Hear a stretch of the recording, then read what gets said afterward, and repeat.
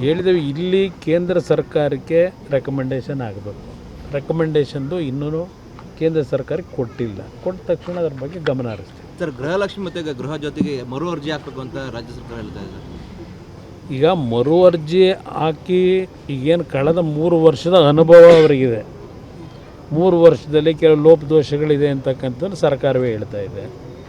ಅದು ಉದ್ದೇಶಗಳು ಒಳ್ಳೆಯ ಉದ್ದೇಶವೇ, ಆದರೆ ಆ ಒಂದು ಲೋಪಗಳನ್ನು ಸರಿಪಡಿಸ್ತೀವಿ ಅಂತ ಹೇಳಿ ನಿಜವಾದಂಥ ಫಲಾನುಭವಿಗಳನ್ನು ಏನಾದರೂ ಗುರುತಿಸ್ತಕ್ಕಂಥದ್ರಲ್ಲಿ ಏನಾದರೂ ಸರ್ಕಾರ ಆ ಹೊರೆಯನ್ನು ಕಡಿಮೆ ಮಾಡ್ಕೊಳ್ತಕ್ಕಂಥದ್ದಕ್ಕೆ ಅದನ್ನು ದುರುಪಯೋಗ ಪಡಿಸ್ಕೋಬಾರ್ದು ಅಷ್ಟೇ.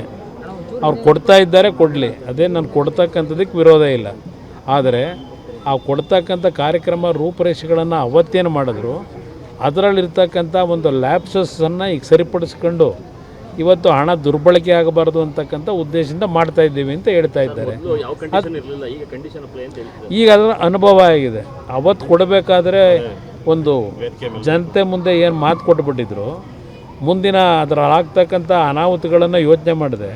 ಯಾರೋ ಹೇಳಿದ್ರು ಅಂತೇಳಿ ಏಕಾಏಕಿ ಎಲ್ಲ ಘೋಷಣೆ ಮಾಡಿದ್ರು, ತೀರ್ಮಾನ ತೆಗೆದುಕೊಂಡ್ರು. ಆಗ ಅದರ ಬಗ್ಗೆ ಚಿಂತೆ ಮಾಡಲಿಲ್ಲ. ಈಗ ವಿದ್ಯುತ್ ಶಕ್ತಿ ವಿಷಯದಲ್ಲಿ ಗೃಹಲಕ್ಷ್ಮಿ ಯೋಜನೆ ಹೆಸರಿನಲ್ಲಿ ಈಗ ಅವರಿಗೆ ಅದರ ಹೊಡೆತಗಳೇನಾಗಿದೆ, ಆ ಒಂದು ಸಮಯದಲ್ಲಿ ಕೆಲವು ನ್ಯೂನತೆಗಳಿದೆ ಅಂತಕ್ಕಂಥದ್ದು ನಮ್ಮ ಗಮನಕ್ಕೆ ಬಂದಿದೆ. ಅದಕ್ಕೆ ಈ ಕಾರ್ಯಕ್ರಮಕ್ಕೆ ಈಗ ಹೊಸದಾಗಿ ನೋಂದಣಿ ಆಗಬೇಕು ಅಂತಕ್ಕಂಥದ್ದನ್ನು ಹೇಳ್ತಾ ಇತ್ತು. ಮೊನ್ನೆ ಮುಖ್ಯಮಂತ್ರಿಗಳು JDSನವರಿಗೆ ನಮ್ಮ ಮನೆ ಬಾಗಿಲು ತೆಗೆದಿದೆ ಅಂತ ಹೇಳಿ ಏನಕ್ಕೆ ಬಾಗಿಲು ತೆಗೆದವರೇ JDSನವರಿಗೆ ಬನ್ನಿ ಅಂತ ಬಂದು ಏನು ಮಾಡಬೇಕಂತೆ? ಅಭಿವೃದ್ಧಿ ಕೆಲಸ ಮಾಡೋದಕ್ಕೆ ಎಲ್ಲ ರೀತಿಯ ಸಹಕಾರ ನಾವು ಕೊಡಲಿಕ್ಕೆ ತಯಾರಾಗಿದ್ದೀವಿ.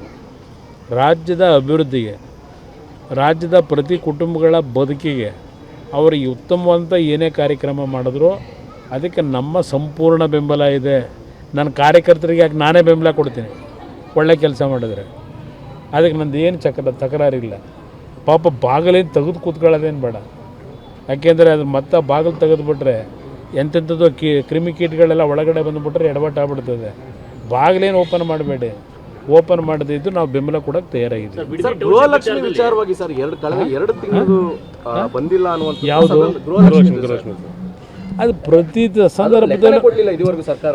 2 ತಿಂಗಳದು ಇವತ್ತವರೆಗೆ ಚಕಾರ ಎತ್ತಿದ್ರ ಹಲವಾರು ರೀತಿಯಲ್ಲಿ ಅದನ್ನು ಸಾರ್ವಜನಿಕವಾಗಿ ಹಲವಾರು ರೀತಿಯಲ್ಲಿ ಹಲವಾರು ನಾಯಕರುಗಳು ವಿಧಾನಸಭೆ ಕಲಾಪದಲ್ಲಿ ಚರ್ಚೆ ಮಾಡಿ 5,000 ಕೋಟಿ ಏನಾಯಿತು 2 ತಿಂಗಳ ಒಂದು ಗೃಹಲಕ್ಷ್ಮಿ ಯೋಜನೆ ಹಣ ಫಲಾನುಭವಿಗಳು ಹೋಗತಕ್ಕಂಥದ್ದು 5,000 ಕೋಟಿ ಇವತ್ತು ಅಕೌಂಟೇ ಸಿಗ್ತಿಲ್ಲ ಅಂತಕ್ಕಂಥದ್ದೇನು ಹೇಳ್ತಾ ಇದ್ದಾರೆ. 5,000 ಎರಡು ಅವಧಿ ಕೊಡಬೇಕಂತ 5,000 ಕೋಟಿ ಅದು ಇವತ್ತು ಹಲವಾರು ಬಾರಿ ಪ್ರಶ್ನೆ ಮಾಡಿದ್ರು ಅದಕ್ಕೆ ಚಕಾರ ಎತ್ತಿಲ್ಲ. ಜಾಣ ಮೌನಕ್ಕೆ ಒಳಗಾಗಿದ್ದಾರೆ.